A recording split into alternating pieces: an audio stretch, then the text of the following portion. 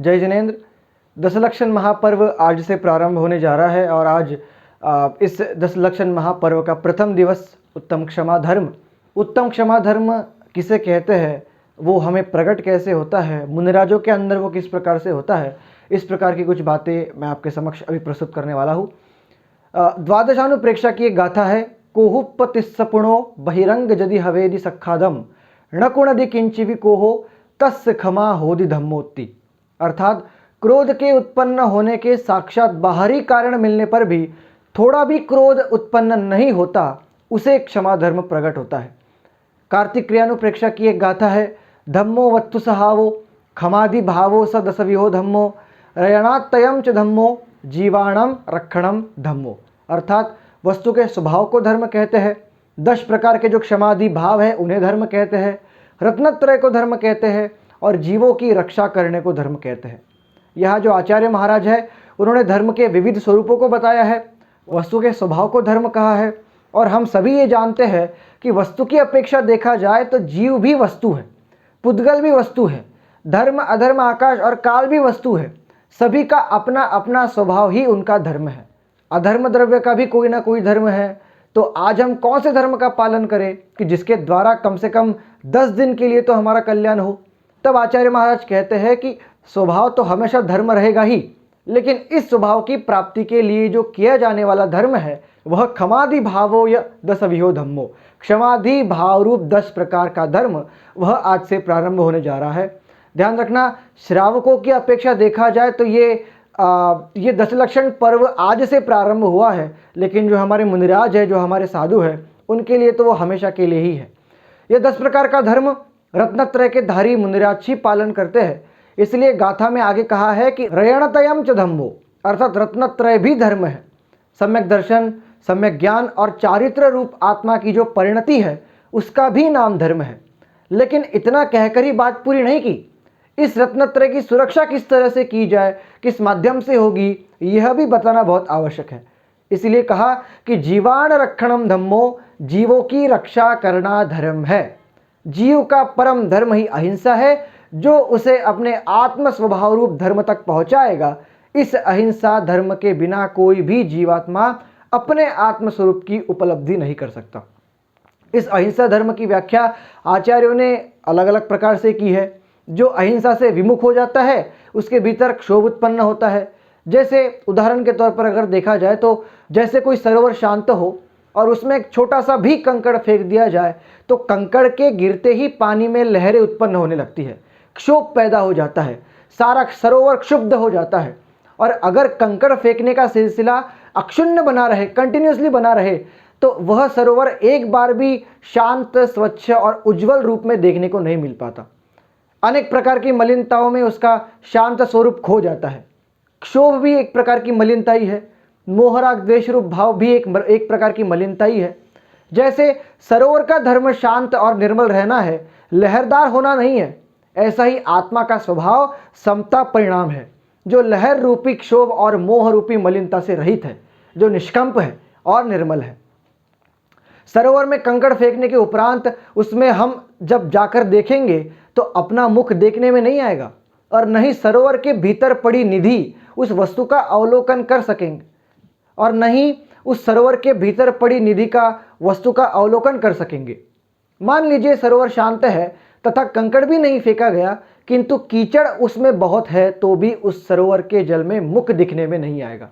मैं वही कहना चाह रहा हूँ कि ऐसे ही हमारी आत्मा का सरोवर जब तक शांत और मलिनता से रहित नहीं होगा तब तक हमें अपना उज्जवल स्वरूप दिखाई नहीं देगा। क्रोध के अभाव में ही क्षमा धर्म जीवन में प्रकट होगा। एक बार यदि यह क्षमा धर्म अपनी चरम सीमा तक पहुंच जाए और आत्मा से क्रोधादि कषायों का सर्वथा अभाव हो जाए तो लोक में होने वाला कोई भी विप्लव उसे प्रभावित नहीं कर सकता। उस अब जो ज्ञानानंद स्वभाव है उसे च्युत नहीं कर सकता, उसे नीचे नहीं गिरा सकता। काले कल्पशतैपि च गते शिवानाम न विक्रिया लक्षाः, अर्थात सैकड़ों कल्पकाल भी बीत जाए तो भी सिद्धत्व की प्राप्ति के उपरांत किसी भी तरह की विकृति आना संभव नहीं है। सरोवर का जल स्वच्छ होकर बर्फ बनकर जम जाए, उसमें सघनता आ जाए तो कंकड़ के फेंकने से कोई क्षोभ उत्पन्न नहीं कर सकता। ऐसा ही आत्मा के स्वभाव के बारे में समझना चाहिए। हमें आत्मा की शक्ति को पहचान कर उसे ऐसा ही सघन बनाना चाहिए कि क्षोभ उत्पन्न ना हो सके। आत्मा को ज्ञान घन रूप कहा गया है और हमारा ज्ञान घन रूप हो जाना चाहिए। अभी वह पिघला हुआ होने से छोटी छोटी बातों को लेकर क्षुब्ध हो जाता है। हमारे अंदर छोटी सी बात भी क्रोध कषाय उत्पन्न कर देती है और हम क्षमा धर्म से विमुख हो जाते हैं। एक बार ऐसा करो जैसा पांडवों ने किया था। पांडव जब तक महलों में पांडव के रूप में रहे तब तक कौरवों को देखकर मन में विचार आ जाता था कि ये भाई होकर भी हमारे साथ वैरी जैसा व्यवहार करते हैं, इसलिए इनसे हमें युद्ध करना ही होगा। इन्हें धर्म युद्ध के माध्यम से मार्ग पर हमें लाना होगा। इस तरह कई प्रकार की बातें चलती थी, संघर्ष चलता था। परंतु जब वे पांडव गृहत्याग कर निरीह होकर ध्यान में बैठ गए तो यह विचार आया कि जीवाणाम रक्षणम धम्मो, अर्थात जीवों की रक्षा करना, उनके प्रति क्षमा भाव धारण करना ही हमारा धर्म है। कौरव भी जीव है, अब उनके प्रति भी क्षमा भाव धारण करना ही हमारा कर्तव्य है। इसी क्षमा धर्म का पालन करते हुए जब उन पर उपसर्ग आया तो लोहे के गरम गरम आभूषण पहनाने पर भी वे शांत रहे, क्षुब्ध नहीं हुए। न ही मन में शरीर के प्रति राग भाव आने दिया और न ही उपसर्ग करने वालों के प्रति द्वेष भाव आने दिया। तप से तो वो तप ही कर रहे थे, ऊपर से तपे हुए आभूषण पहनाए जाने पर और अधिक तपने लगे। ऐसे ही पांडव भी लोहे के आभूषण पहनाए जाने पर भी शांत भाव से परिचय जय में लगे रहे।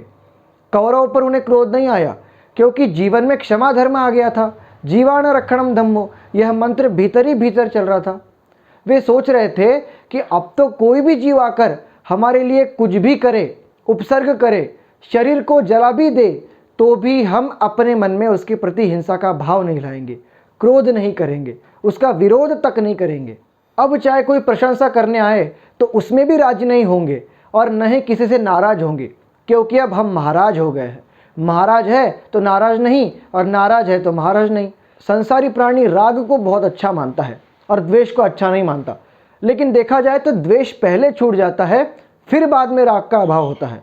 10वें गुणस्थान तक सूक्ष्म लोक चलता है। मुनि महाराज तो प्रशंसा में भी राजी नहीं होते और ना निंदा से नाराज होते हैं, अपितु वो दोनों दशा में साम्य भाव रखते हैं। राग और द्वेष दोनों में साम्य भाव रखना ही अहिंसा धर्म है, वास्तव में क्षमा धर्म है। राग द्वेष की उत्पत्ति होना हिंसा है और राग द्वेष का अभाव ही वास्तव में अहिंसा है। जीवत्व के ऊपर सच्चा श्रद्धांत तो तभी कहलाएगा जब अपने स्वभाव के विपरीत हम परिणमन ना करें, अर्थात राग द्वेष से मुक्त हो। क्रोधादि कषाय के आ जाने पर जीव का शुद्ध स्वभाव अनुभव में नहीं आता। संसारी दशा में स्वभाव का विलोम परिणमन हो जाता है। यही तो वैभाविक परिणति है जो संसार में हमें भटकाती है। पांचों पांडव ध्यान में लीन थे, सिद्ध परमेष्टि के ध्यान में लीन थे, शरीर में रहकर शरीरातीत आत्मा का अनुभव कर रहे थे। वास्तव में यही तो उनकी अग्नि परीक्षा की घड़ी थी। समय सार की 191वीं गाथा है। जह कणाय मग्गितवियंपि कणय सहावम नतम परिचयदि तह कम्मोदयतविदोण जहदी नणी दूणाणितम, अर्थात जिस प्रकार स्वर्ण को तपा दिया जाने पर भी स्वर्ण अपनी स्वर्णता को नहीं छोड़ता, बल्कि आप जितना तपाओगे उतनी उसकी कीमत बढ़ती जाएगी, उतने ही उसके गुणधर्म उभर कर आपके सामने आ जाएंगे। स्वर्ण को जितना आप कसौटी पर कसोगे उतना ही उसमें निखार आएगा, उसकी सही परख होगी। आचार्य ने उदाहरण दिया है कि जिस प्रकार अग्नि में तपाए जाने पर स्वर्ण स्वर्णपणे को नहीं छोड़ता, उसी प्रकार ज्ञानी भी उपसर्ग और परिचय के द्वारा खूब तपा दिए जाने पर भी अपने ज्ञानीपनी को नहीं छोड़ते। कोई यदि स्वर्ण की वास्तविकता के बारे में संदेह कर रहा हो तो यही उपाय है कि उसको तपाकर दिखा जाए या कसौटी के पाषाण पर कस दिया जाए, ताकि विश्वास प्रादुर्भूत हो, ताकि विश्वास और दृढ़ हो जाए। पांडव ऐसे ही अग्नि परीक्षा दे रहे थे। अपने जीवत्व की रक्षा के लिए सभी जीवों की रक्षा का संकल्प पहले करना होगा। तुलसीदास का एक छंद आता है कि तुलसी दया ना छोड़िए जब लो घट में प्राण। जब तक घट में अर्थात शरीर में प्राण है तब तक हम जीवों की दया अर्थात जीवों की रक्षा करने रूप धर्म को नहीं छोड़ेंगे, ऐसा हमारा संकल्प होना चाहिए। आचार्य कुंद स्वामी ने बोध पहुड़ में कहा है कि धम्मो दया विशुद्धो, कि धर्म दया करके विशुद्ध होता है। इस दया धर्म के अभाव में मात्र धर्म की चर्चा करने से कोई प्रयोजन सिद्ध नहीं होता। आत्मा के स्वभाव की उपलब्धि रत्नत्रय में निष्ठा के बिना नहीं होती और रत्नत्रय में निष्ठा दया धर्म के माध्यम से, क्षमादि धर्मों के माध्यम से जानी जाती है।